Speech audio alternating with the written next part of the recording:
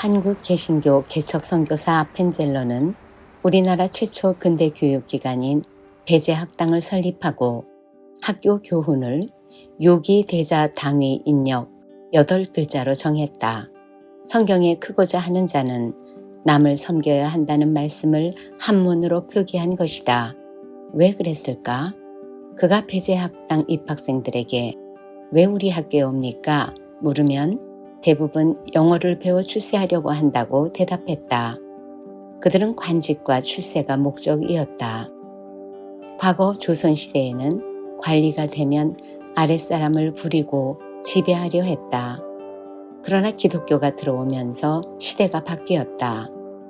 새 시대, 새로운 사회는 군림하는 지도력이 아니라 섬기는 지도력을 요구했다.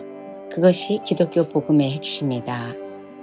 하늘에서 내려온 예수 그리스도는 제자들 앞에 무릎을 꿇고 그들의 발을 씻겨 줌으로 섬김의 리더십이었던 것인지 보여주셨다. 그리고 내가 주와 또는 선생이 되어 너희 발을 씻었으니 너희도 서로 발을 씻어주는 것이 옳다 라고 하셨다. 그렇게 해서 겸비와 겸손은 그가 그리스도의 제자인 것을 증명하는 표징이 되었다. 사막으로 들어간 교모와 교모가 애써 추구한 것도 그리스도의 겸비였다. 그러기 위해서는 높아지려는 욕심과 자기 만족에서 비롯된 교만과 오만을 끊임없이 쳐서 깨뜨려야 했다. 사막에서 자아를 깨뜨리는 오랜 수련과 수행을 거친 후에야 겸비와 겸손이 자연스럽게 몸에 배었다. 크산 디아스 아빠의 말이다. 십자가에 달린 강도는 단 한마디 말로 죄를 용서받고 의롭다 하심을 얻었습니다. 반면에 사도 반열에 들었던 유다는 하룻밤 만에 그동안의 수고가 물거품이 되고 천당에서 지옥으로 떨어졌습니다. 그러므로 자기의 선한 업적을 믿고 교만하지 마십시오. 그런 것들을 의지하는 자는 모두 지옥에 떨어질 것입니다. 오루 아빠의 말이다.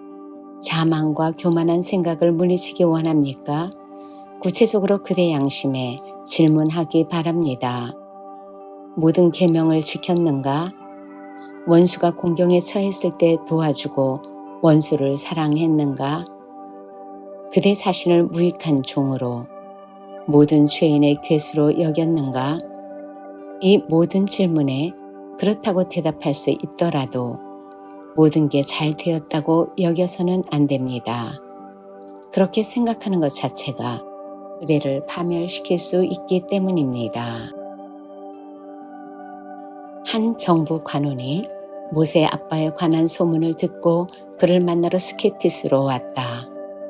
사람들이 성자에게 그 일을 알리자 성자는 일어나 습지로 도망쳤고 도망치던 길에 관원 일행을 만났다.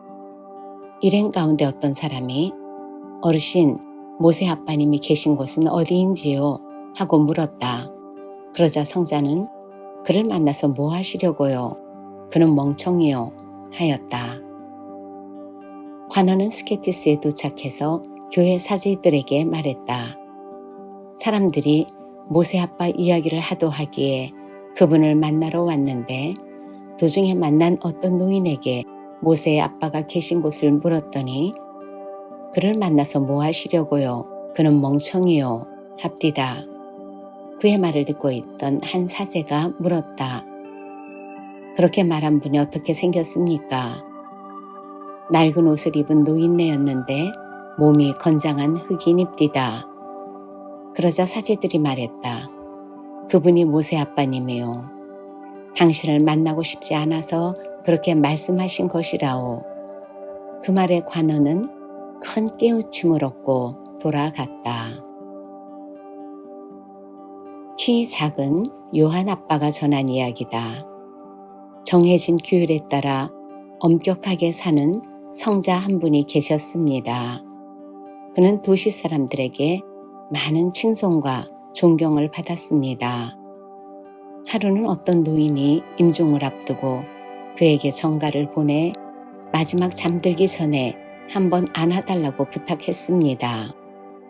성자가 생각할 때 낮에 가면 사람들이 따라오며 칭송하는 말을 할 테고 그러면 평정심을 이룰 수 있을 것 같아서 사람들의 이목을 피해 밤중에 가기로 했습니다.